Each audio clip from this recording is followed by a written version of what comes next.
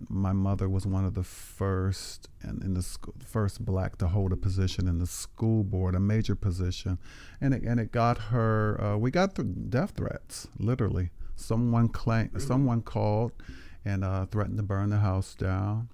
Um, Called N-word. You're not qualified to hold this school position. You're not qualified to be over my children. One time I answered the phone. I was a little kid, maybe 7 or 8, and he thought I was my mom because my voice was so high pitched. And the things he said. I'm Andre, and this is the Speak Your Life podcast, where we talk about everything as it relates to education, careers, values, mentors, and anything to do with purpose. We do this one impactful conversation at a time, whether a solo dolo with yours truly or our amazing guests to share stories, industry insights, encouraging words, and calls to action that can help you get closer to your why. Become a part of the Speak Your Life community by subscribing today to the podcast and following us on Twitter, Facebook, and Instagram at Speak Your LYFE, because life without your why is meaningless.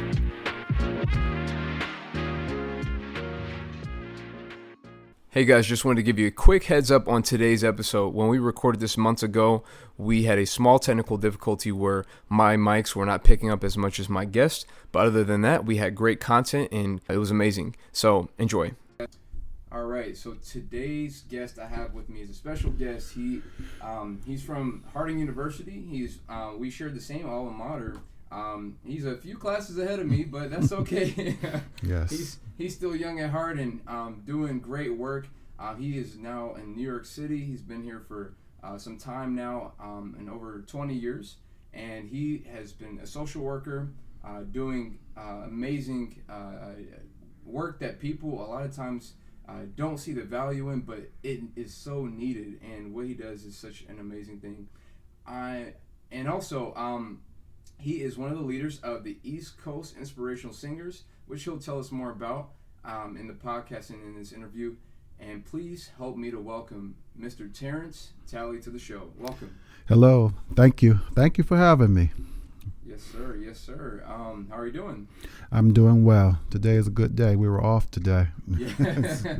Those off days are always good days. Always good days. Yes, I got out and I walked 8 miles today. Oh, yeah. Yes, I did. I think that's like I've learned since I moved up here to New York, New Jersey area. It's like walking is such a big part of yes, it a is. New Yorker's life. And it's therapeutic. Yeah. See all the buildings and trees and stuff like and that. Scenery. Yeah, that's right. That's right. And man, so let's get into things. And so I want to know. Tell us about your story and from as a child, like growing up and just going through college and coming to where you are now and where you work. Tell us about that. Well, my story starts in Ohio. My parents, they're no longer with me, but they were amazing people, amazing Christians.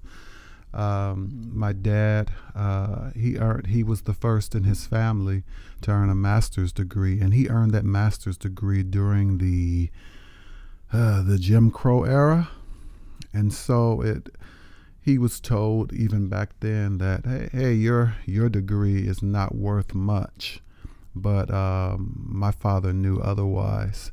My mother was a social worker as well, and she was heavily involved in the school system in Ohio and heavily involved in the council of PTAs, and she was a community organizer. And we hear about community organizing. Our former president Barack Obama was a community organizer, and so when folks made light of that position, community organizer, I thought, hey, my mom was a community organizer, and she was amazing. Because the community organizer, they're on the battlefield. They're the ones out there fighting for education and for health care and for overall for human rights. And so that's what my mother did. So they instilled all of those things in myself. I'm the youngest of 7 children. Oh man. Wow, youngest of 7. Youngest of 7. But yes. I bet you came out taller than all of them. Let me see. I'm about 6'8". A brother that was 6'7", another one 6'6", 6'5". Yeah, yes, I was. The doctor predicted it when he looked at my feet as a baby. He said he's going to be the tallest of your children. Isn't that something? He can look at someone's feet and tell that. So, I did not know that. Yes, he looked at my feet, and yeah. But growing up in Ohio, Ohio? Akron, Ohio. Okay. I got family in Columbus. Okay, yeah. I lived in Columbus for a while. But my mother, when she, like I said, she was a politician on the local level. And I remember passing out her flyers for her at the grocery stores and on the front porches. So I got to see firsthand. And sometimes my mother would even have to take me, situation would present itself where my mother had to take me to work with her sometimes. And I got to see what she was doing for the people that were entrusted, that they entrusted for her to work with. And highly effective, highly respected. And so that I took note of the type of social worker my mom was, and she was amazing with people. And so I knew that one day I wanted to do something where I was able to work directly with people and help them to help themselves ultimately, which is what my mother did. And so that was my early years. Those were the early years growing up in Ohio. Eventually, I would go on to college, and eventually, after college, I would make it to New York, and I knew I wanted to do something where I would work with people in some capacity. Eventually, I was blessed to work in the social service field. And the interesting thing is I started out as a case manager for teen fathers. Believe it or not, we had fathers that were as young as 14 years old. And it was my first social service related job. And so it was different, and it was a new program. So we were learning what worked, what doesn't work, what do we need to do. And it was a learning experience, to say the very least. I had there were challenges. I had a supervisor that she had her own philosophy about dealing with young people. I had a different philosophy, and like I said, it was my first social service related job. But one day she said to me, because we always bumped heads, it was like oil and water. She said, "You may be more suited for the entertainment industry." Really? She actually said that. It was because she knew that I sang and done something. I said, "Wow." I said, "No." I said, "The way I was raised, my parents raised me to explore whatever I wanted to explore." I watched my mother, I watched my sister, very, very highly effective social workers in the community. I watched my dad, who was an educator and a hard worker with whatever job. I said, so they raised us with the idea of not limiting ourselves. So that would limit me. I said, I can be a social worker, but I can also be a singer at the same time. So I said, "Really, that's your opinion?" and she said, "Well, my opinion is what counts because I'm the supervisor." I said, "But you can't direct my career path for me." So eventually, although that was a great position, it wasn't a position where I needed to stay, and I wasn't being nurtured. I wasn't being trained, and so eventually I had to move on. That next job is where I really got my training in social services, and people took me by they took my job as, we're going to give this young man, I was young then, a learning experience. We're going to send him to trainings there's something that we see in him that he'll be able to utilize, and he'll be valuable to this field. And I'm so glad that they did take that interest in me, and they recognized what I was capable of doing, and that was in the field of child services and foster care, different things like that. And I was a supervisor. And one job just led to another. It kept building.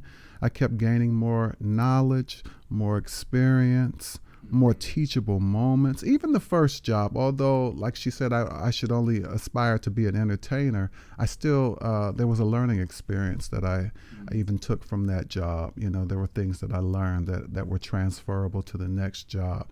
I couldn't have been what I was in the second job unless I had that first experience when I was not really nurtured on the job. But I was able to take something from it. And so definitely. Right. And so, like, that was a big thing that you mentioned, the whole lack of nurturing and Right. stuff like that. Because a lot of times people, and I know in my own experiences in the past, like, I've worked at places where I didn't feel nurtured, I didn't feel poured into, or I didn't feel like they were investing in me as an individual. Right, or like you even mattered at the end of the day. And that's why I really, and that's what this whole podcast is here, because there's a lot of people out there. They say the stats are 85% of Americans again that they seem to be dissatisfied and very miserable with their jobs, and it's not. A lot of times it's not even to do with the pay or the scheduling. It's a lot to do with like feeling valued, feeling like you're the company's investing in you. Right, or that you're receiving proper supervision. Exactly. And so that's what it was. It was just more of a supervision issue. But eventually someone took an interest in me in my next chapter. That was chapter 1.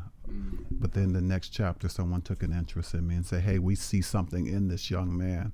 So we're going to help him go back to school. We're going to do this. We're going to, because we see something in him. And so I'm so glad I left the job, She sort of made it impossible to stay. But then I went on and got hired somewhere else. But I couldn't be what I am today in 2019 had I not had those experiences back in the 90s. Hey, this is Teddy from the Wanting Less podcast. I got a quick story for you. In 2018, my life was turned upside down. I found myself broke, depressed, exhausted, newly single after 8 years. Today, almost 2 years later, I've completely altered my financial destiny for the better, landed an amazing woman who loves me for me, and I've increased my happiness exponentially. How did I do this? How did I start fresh, but well this time? Simple, really. I made it my only focus to determine what mattered most to me, to block out the rest and get after it with a vengeance. Oh, and I didn't do it alone. Listen and subscribe to the Wanting Less podcast wherever you listen, and if you want to learn more, check out wantingless.org. Maybe today's the day that your life takes off. Talk to you soon.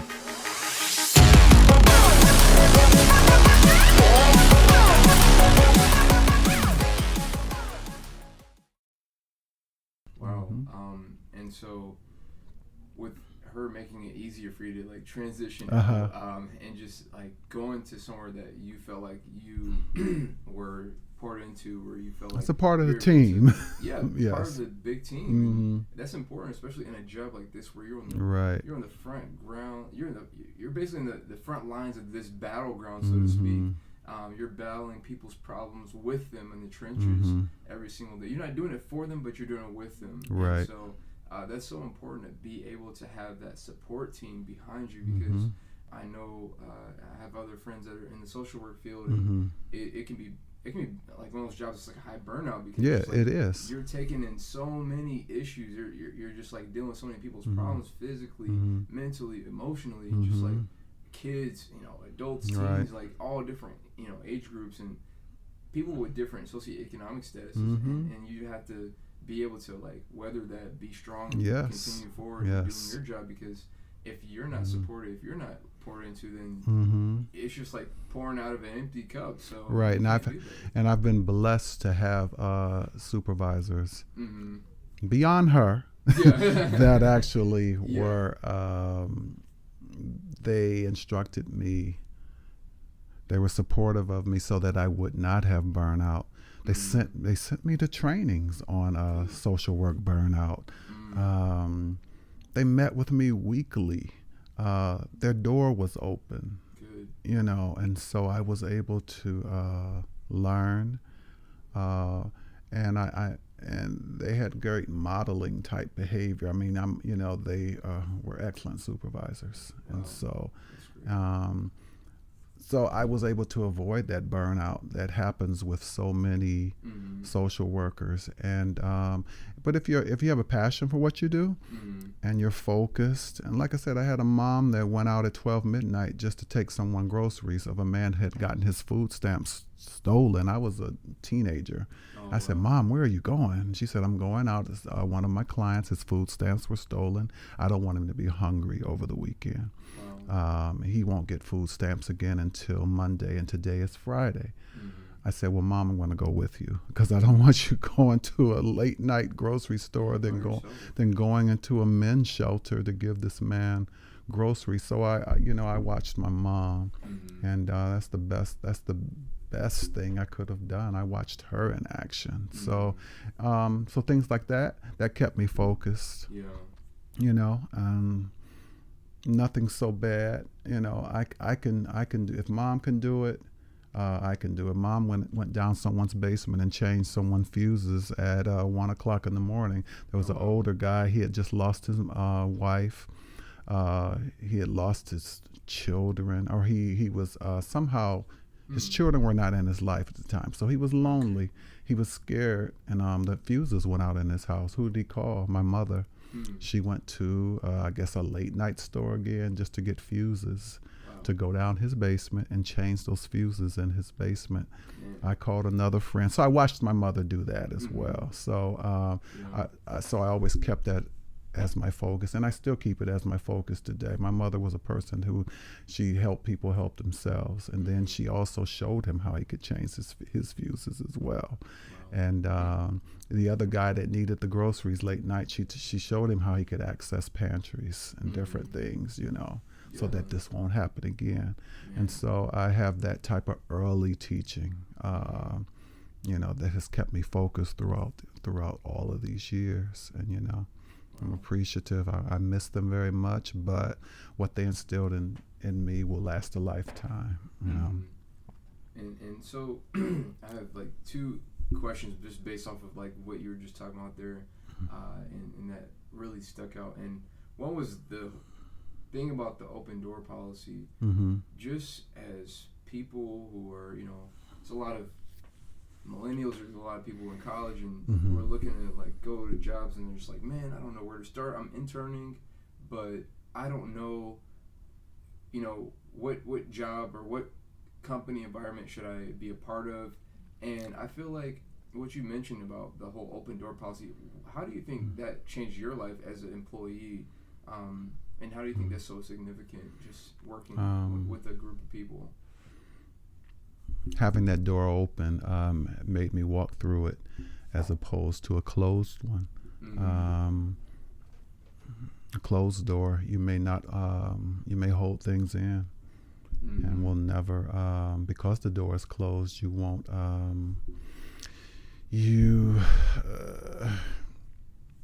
it keeps you from expressing yourself and from sharing your thoughts, sharing your concerns, your hopes. That's a closed door. An open door, you walk right through it because you know it's available to you. Exactly. So I've been blessed to have those types of doors always open. Or even if I knocked, I could enter. Instead of, well, who is it? Because I've had a few of those. So there's an advantage to the open door. It it gives you the you walk through it. You walk through that door. And you get the help. Opportunities and Right. dialogue. Right, and you get the help that you need. You get the help that you need. Yeah. So, and that's how my door has always been. And that's what clients have said about me over the years. If they had nothing else good to say, they'll say his door is always open. And some people, and some of my coworkers even thought that was amazing. Why is your door always open? There has to be a day when you close it. I said, if we close it, we don't know we're going to miss out on that day. We may miss, somebody may walk past it that needed us, that may be suicidal or going through, going through some type of trial. They're going through something. So if that door is closed, they may walk past. So I've always emphasized that with my staffs that I've supervised. Keep your door open. Yeah.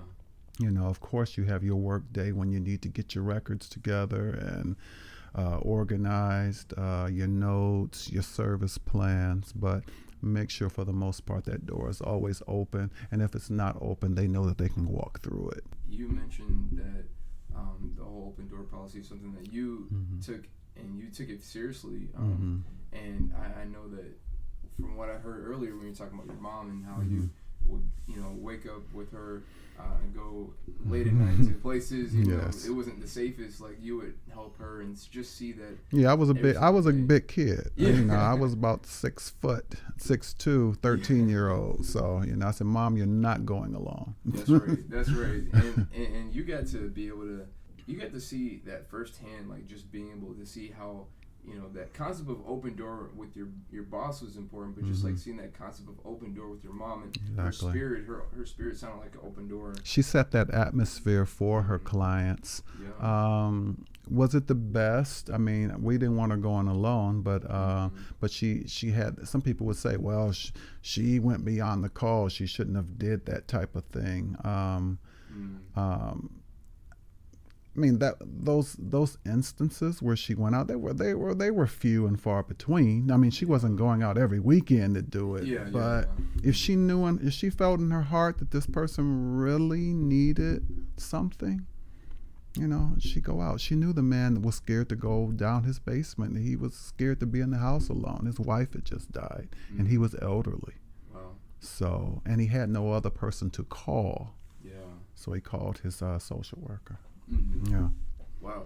And how did, it's like seeing that, did that affect you as a kid and your other siblings too, just like looking up to a mom? We were proud. We were proud of our mother. She left us soon. She left us early. She was, but we were so proud of the things she accomplished. She's listed in the Black Humanitarians for the city of Akron. She's listed in that city listing. That's really cool. My mother was one of the first, and in the first Black to hold a position in the school board, a major position, and it got her. We got death threats, literally. Someone called and threatened to burn the house down. Called N-word, you're not qualified to hold this school position. You're not qualified to be over my children. One time I answered the phone. I was a little kid, maybe 7 or 8, and he thought I was my mom because my voice was so high pitched. And the things he said, just the N-word, just. I remember I was about 7 years old, and she was getting a series of calls, crank calls, after she had won the election, because the first thing that the city newspaper did was put her on the front page. So that put her in open. She was out there, and back then we didn't have cell phones. We just had a huge, thick phone book. They could just go into the phone book and look up her name. Oh, wow. And so they would call and threats. Burn her house down, different things. Mom, in the midst of all of that, brave. And she sat us all down and said, I want you to know, I want you to understand, I want you to take it through life, that the person that's calling here, calling me the N-word, threatening to kill us, not all people are like that person that's calling, and I need you to understand that, so that you don't have an idea going out into the world where you're going to school, where you're working with people and you're dealing with people, that you don't judge people based on what this person is doing that's calling, saying these awful things. And she said, you all have to promise that you're going to take that with you and throughout life. And we say, yes, Mom, we will. We will. Yeah. And so, and we have. Yeah.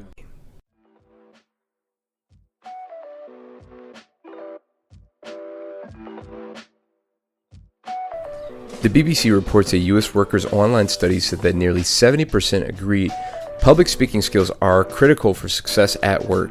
Maybe you are a student looking to become a prime candidate for that internship, or might I say full-time position. Or maybe you have already been in the job market for some time now, and you just want to stand out amongst your coworkers looking to get that raise you feel like you've been passed up for too long now. Go to speakyourlife.com/private-lessons. That's speakyourlyfe.com/private-lessons. Again, that's speakyourlyfe.com/private-lessons to become a better communicator tomorrow by signing up today.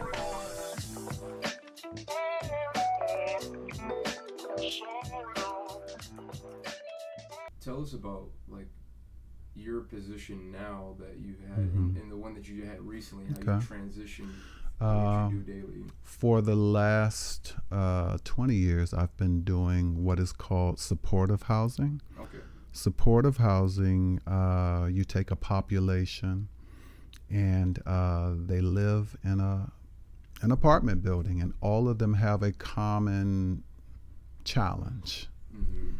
And in-house, instead of a regular apartment building, you have a staff of social workers, life skill coaches, job developers, and they can come down to our offices and receive services, education, helping them with referrals, helping them with pantry, counseling them, creating a service plan for them, or what I like to call is a life plan, because some clients, they don't like the term service plan. So I said, well, what about a life plan? Is that more workable for you? Because we all have a life plan. Yeah. Myself, you, the security guard, the man you see across the street hanging on the corner. We all have a life plan. So yeah, I like that, Mr. Talley. That's better. Life plan works better. It's more natural. Sounds more humane. Right, and so instead of a service plan. So we do that. And so supportive housing, that's what I've been doing for 20 years. And I've been serving as a director. I was blessed to be a social service director for these buildings. About 4 different buildings I've had. I've had a youth aging out of foster care building. Then I've had just buildings with folks that have just had various challenges in their lives. I can't really say what challenges they are, but they've had some challenges and that we've had to help them work through. So I've been doing that. But recently I was given the opportunity to be more, because I've been doing it for so long. I'm old at this now. I guess I'm an old pro. I've been now given an opportunity to work with families and youth in a quality assurance type of position, where I oversee the services that people are receiving, and I'm making sure that they're receiving proper services, that the plan is actually based on their own needs, as opposed to the case manager's needs, because a lot of case managers, and myself included, early on, would just tell the tenant or tell the client or consumer, as we call them, what they need to do with their lives. How can we tell them that? The client knows best. Yeah. They know what they need to do. So we don't bark orders at them and say, you're going to do this, you're going to do that. Yeah. I think you should do this, I think you should do that. It has to be very client-centered, and so we do. So the plan, the life plan, is the most important part about it all. So, but right now, I've been at the job a little over a week, and I'm still going to serve in a consultant a consultant position with the former job. They didn't want to totally let me go. Yeah. So that's a good thing. And I left there. I left there on good terms. That's awesome. They understood why I needed to leave and why this position was the next in line for me. Mhm. So like I said, it's more of a quality assurance. I've done all this work all these years. Certainly I know how things should be running. Oh, And yeah. so that's why they've put me in this position. So I'm excited about the position, and it's just another continuance in the journey in helping people help themselves, Yeah. and still focusing back on what mom and dad did way back in the day. Wow. You know. Man. And you know, there's so many. I'm sure you've had some opportunities to continue in like jobs that like made quote unquote a whole bunch of money, like you know, but you chose to stay in this field that, you know, it has a lot of burnout, it has a lot of hardship, it has a lot of you know, dirt and grime, and just being there in the trenches with the people that you work with. We're not rich. Yeah. Definitely. And so what made you like stay where you're at, like, and just, you know, and see that this is your calling, even though maybe you could have been somewhere else that could have quote unquote made more? Well, I was speaking to an entertainer, one of the entertainers that we've worked with. I won't say the person's name, but they said to me, they said, "What do you do?" They said, "Because we watch you when you're on the gigs, on stage with us and different things, and we see how you operate around your group. You have this calming effect, and almost like a counselor." And I said, "Well, I work in the social work field," and they said, "I knew it, and they said it's the way you carry yourself." I said, "Really? You were paying that much attention to me?" I said, "You're the star of the show tonight on stage." Yeah. They said, "We pay attention to everybody," but they were paying attention, and so like even with the people I work with in the industry, the music industry, they've said you seem to have this calming effect, and you know they always want to know what I do, and I tell them what I do, and then they're not surprised. And then one of the artists said to me, and it's always stuck with me, he said, "Yes, I know you love to sing and everything, and you do that well, your group does that well." He said, "But that social work piece is really your ministry." He said, "You can always come and sing with us and sing behind us and everything and sing on TV, but that social work piece is your ministry." And I had another one say, "I'm glad you're a social worker because I know you're going to always treat this part, your music part, you're going to give that 100% too, because it seems like you give your social work 100%. So it's not a lot of, it's not a lot, but it's a livable wage, so that I can live in New York City, and not be somewhere, not be struggling. I mean, it's decent, you know, but I have a passion for the work, and I have parents that have passion for what they did, and so, and there's honor in all work. You can find some honor in it, and so there's honor in all. You have to find something. And so I'm not burned out, and I say, and the music is a therapy, you know, because I can sing on the weekends and I can sing at night, and but then I know on Monday morning I'm right behind that desk with my open door, being a social worker, you know, and so it goes all the way back to that one supervisor that said I should choose music over social work, you know. Wow. And I said to her, I can do both, you know, and I have done both, and I've done both effectively. Won several awards. I've been asked to speak on several panel discussions. Who have you sung for? Who have you guys sung for? The group has we've sang background for Patti LaBelle. We've sang background for Celine Dion. We've sang background for Alicia Keys, Josh Groban, the music mogul David Foster. We've been on Good Morning America, the Today Show, David Letterman Show, Saturday Night Live, just different things, you know. That's just to name a few. But So the music piece helps me with my social work. Maybe it sort of goes hand in hand. If I know that I'm singing this weekend, and so, I do my social work job, and then I go sing on the weekends, and so, it works out. It works out well. Social worker during the week and singer on the weekends. And some weeknights. Yeah. Yes. So. Wow. And so that's, with you, traveling and going different places, and I'm sure you have some things that, some things that you have, that you stand on as far as like, your life, looking at like a house and like, what is that one thing that helps you to just keep yourself together, being able to balance being a social worker while also being a singer, a great singer as well? I'm okay. Oh, he's just a humble guy.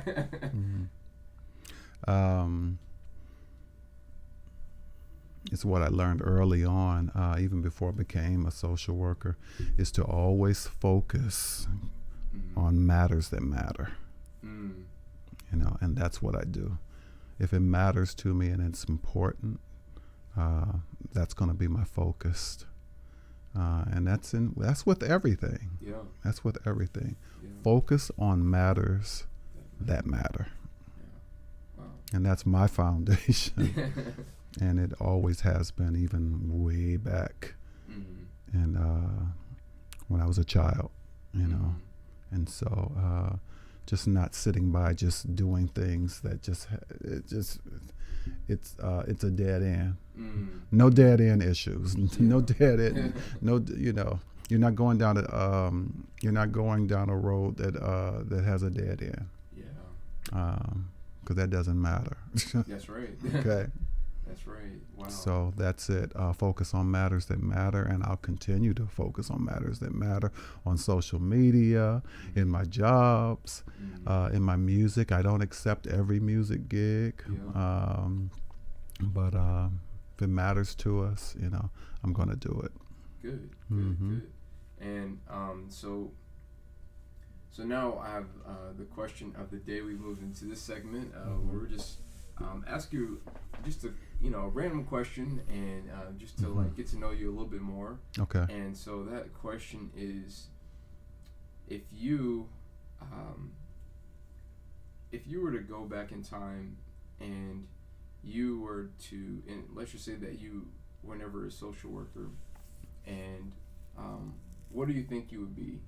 If, as kids we always grew up and we were just like, oh, I want to be a police officer, I want to be a fireman. What do you think you would have been like had you not been a social worker, or what were you thinking? I would have been retiring now as an athlete. Oh yeah. My dad was an athlete. My dad was in the Negro Leagues, actually. For baseball. Oh. And all of us were sort of groomed to be athletes. And my brothers were better ball players than I. I could have been much better, but I was always compared to them. If you arch your hand and shoot your jump shots like this, I probably would have been some type of athlete, and then I probably would have moved into sports management, and empowerment, just to make sure athletes are treated well, they know their rights, and that they a job where I was able to help them manage their funds so that they don't go broke. Yeah, so many of them. That would have probably been something. That still would have been social work in a sense, but athlete, and then going to actually making sure athletes are treated well. Something like that. That probably would have been my other calling. Wow. Yeah. That's pretty cool. Because I remember even in one job I've had early on, even before I was a social worker, I worked at a college. And I was one of the ones that would I'd do the observation of the supervised study hall of all the athletes, just to make sure they were studying. And because we just don't want them just to play basketball. We want them to get a decent education where they'll have something else to fall back on. You know, yes, you want to be a professional athlete, but what else can you do? Yeah, that's you know, what else can you do? So I would have been involved in some type of athletic type of field, you know. Cool. Yeah. Cool. Well, you had the height for it, so yes, it would fit perfectly. But all right. Thank you, ladies and gentlemen, and for listening to this episode. We didn't talk too much about the singing group. We'll definitely have to have them on as a group. Yes. The next time on another episode. But if you want to learn more about Terrance Talley and his group, you can go to East Coast Inspirational Singers.com and learn more about what they've done. And if you have an event and you want them to come out, be sure to contact them today. Be sure to do it today. Yes, do it today. You know, wait tomorrow. Yeah, because the holidays are coming up. Yeah. So again, thank you so much for listening to today's episode. Again, be sure to subscribe to the podcast. Follow us on Instagram at Speak Your Life, and be sure to give us any feedback from today's episode. Thank you, ladies and gentlemen, and have a great day. Thank you so much.